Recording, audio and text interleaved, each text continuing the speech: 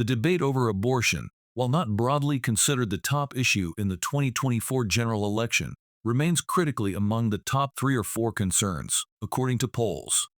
The conversation often frames abortion as an aspect of health care, reproductive rights, and women's bodily autonomy.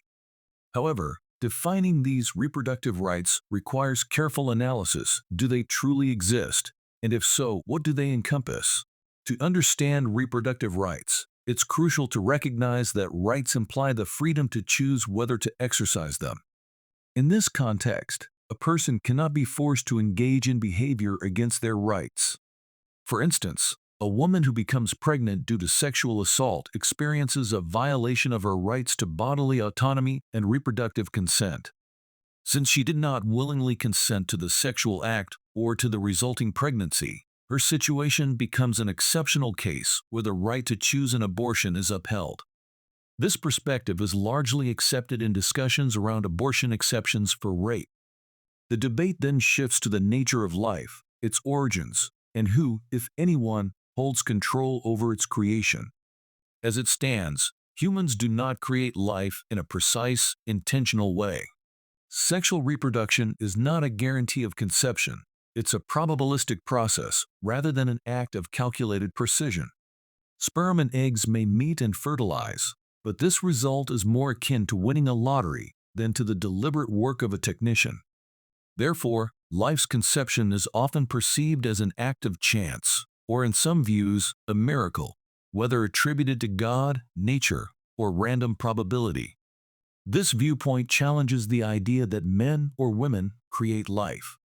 Instead, they partake in a natural process that may or may not lead to conception.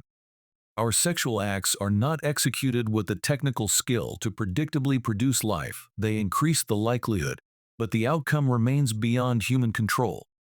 Thus, regardless of whether one views conception through a scientific lens or a spiritual one, the creation of life is something to be grateful for rather than a mere materialistic byproduct of human intention. Given this, the idea of reproductive rights becomes complex. The right to choose not to reproduce exists inherently, but once the act of sex, an act that can lead to reproduction, occurs with mutual consent, the lines blur. Engaging in sex is inherently consenting to the potential of creating life, even if reproduction is not guaranteed. Thus, what we think of as reproductive rights is more accurately described as reproductive responsibilities, especially once individuals participate in acts likely to lead to pregnancy. This argument contrasts with the framing of the pro-choice perspective, which often emphasizes the woman's right to choose whether to carry a pregnancy to term, particularly after conception has already occurred. The pro-life argument, especially with the exception for sexual assault, emphasizes that the consent to sex is effectively consent to the possibility of pregnancy. Therefore, the decision about whether a fetus lives or dies, once conception occurs, places one in a position of playing God or determining fate, a responsibility that no human should assume lightly, if at all. The difficulty of making such a decision as pregnancy progresses highlights this issue. Historically, the understanding of life's origins has been clouded by misconceptions, such as the belief that women were solely responsible for a child's gender. Today, we understand that both male and female genetic contributions determine a child's sex. This underscores that no single individual has exclusive reproductive rights over life's creation or control. The framing of reproductive rights as primarily a matter of bodily autonomy, then, is challenged by the unpredictability of reproduction itself and the shared responsibility inherent in creating life. The argument also touches on the reality of spontaneous abortions, or miscarriages, which occur when fertilization fails to lead to a viable pregnancy.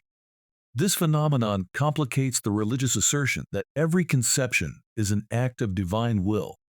If God's will were to ensure that every fertilization event results in a successful pregnancy, then why do so many pregnancies end spontaneously? This question makes it difficult to claim that preventing abortions is wholly consistent with divine intent, leaving room for interpretation on whether every conception is truly meant to result in birth. The pro-life argument emphasizes that humans cannot dictate the success of fertilization with any meaningful precision. Hence, the choice a woman makes to consent to sexual intercourse is a significant choice about the potential for life, one that should be weighed carefully. The pro-life view, therefore, sees life as valuable and its conception as an event deserving respect, regardless of one's religious or secular views. The choice of with whom to procreate ends up being the most important decision one can make. Conversely, the concept of a woman's right to choose is seen as arising not after conception, but at the moment she consents to sex. From a moderate pro-life standpoint, the decision to end a pregnancy via abortion becomes problematic when framed as a post-conception right rather than a preconception responsibility.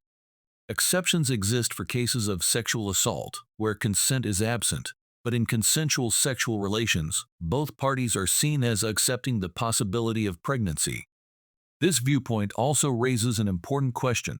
If a woman has the right to end a pregnancy, then should a man have the right to financially abort his child by refusing to provide child support payments in cases of separation? After all, if the potential of financial hardship justifies the refusal to raise a child, then should that not apply equally to both sexes? Surely the continuation of the cycle of life itself is more important than the maintaining of a healthy financial balance sheet, given that so many people in much worse financial situations can manage to successfully raise many kids. If a man is a deadbeat dad for not providing such support, then would a woman who gets an abortion be considered a deadbeat mom as well? The debate over reproductive rights versus responsibilities ought to be framed not as a question of rights isolated to one gender, but as a shared moral and ethical duty.